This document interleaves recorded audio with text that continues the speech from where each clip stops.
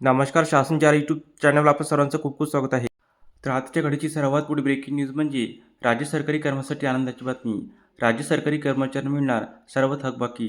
शासन निर्णय निर्गमित. त्या संदर्भात एपिसोडच्या माध्यमातून संपूर्ण अपडेट सविस्तरपणे पाहूया. थकीत देयके अदा करण्यासंदर्भात दिनांक 21 जानेवारी 26 रोजी महत्त्वपूर्ण शासन परिपत्रक निर्गमित करण्यात आलेलं आहे. सन 24-25 पासून शासन निर्णय दिनांक 15 जुलै 17 मधील आदेशानुसार थकीत वेतन ऑनलाईन शालांत प्रणालीमध्ये सादर करण्याबाबत शासनाचे निर्देश आहे. सन 25-26 मध्ये थकीत देयके शालांत प्रणालीमध्ये ऑनलाईन पद्धतीने सादर करण्यासाठी DDO 1 मुख्याध्यापक शाळास्तर यांना दिनांक 10 जानेवारी 26 पर्यंत मुदत देण्यात आलेली होती. दिनांक 20 जानेवारी 26 रोजीच्या थकीत देयकाबाबत ऑनलाईन माहितीनुसार प्रत्येक जिल्हानिहाय थकीत देयके प्रलंबित असल्याचा तपशील दिनांक 2 फरवरी 26 पर्यंत जशी पडताळणी होईल तसे पुढे ऑनलाईन पद्धतीने पाठविण्याचे निर्देश देण्यात आलेले आहे.